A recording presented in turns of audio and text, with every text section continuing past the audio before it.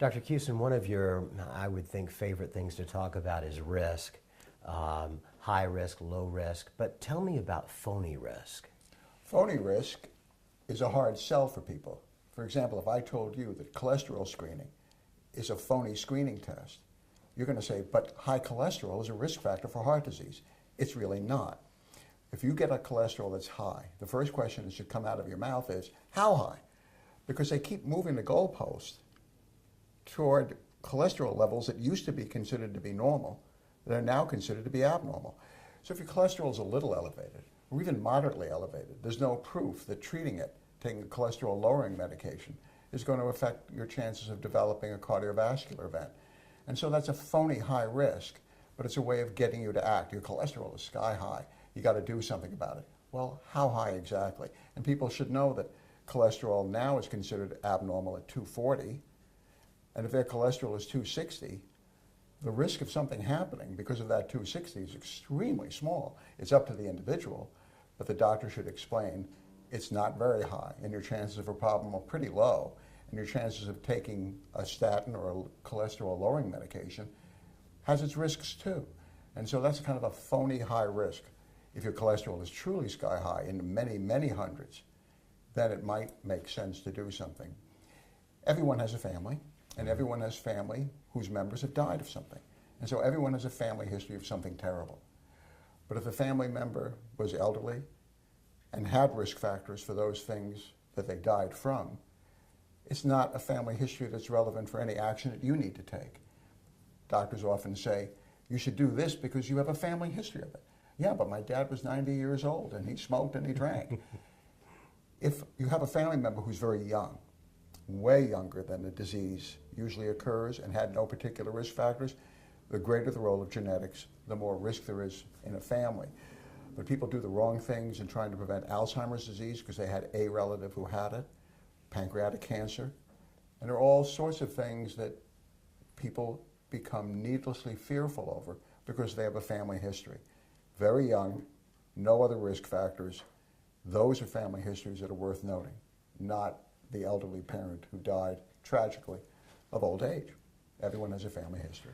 But it will get your attention when your doctor tells you, we've noticed something abnormal in a scan of your brain.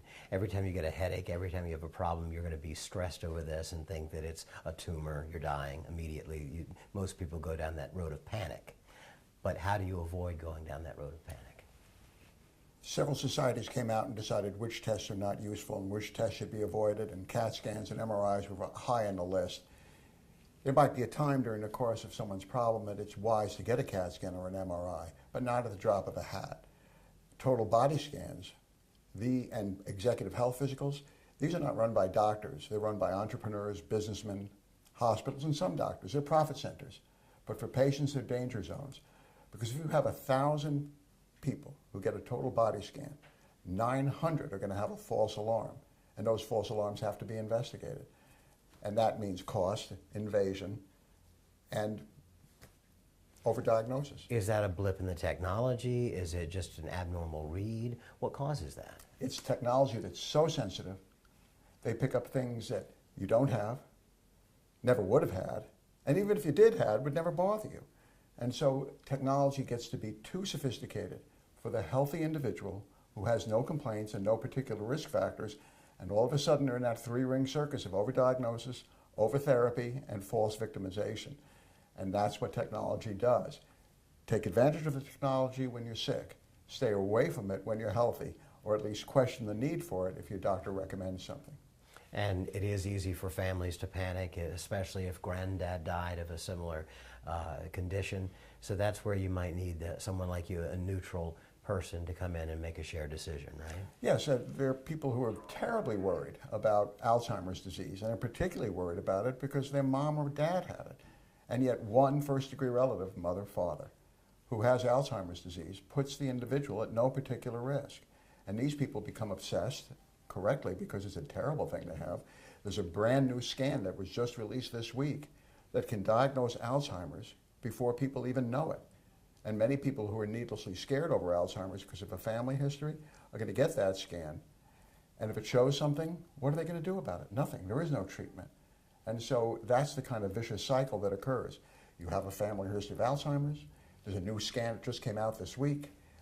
We can tell right now whether you have it or not. Don't you want to know? And the answer for me would be, no, I really don't want to know unless there's some therapy for it. And this is something where you've misplaced your car keys, you forgot an appointment, and then you have to remind yourself, wait, you're 75 years old.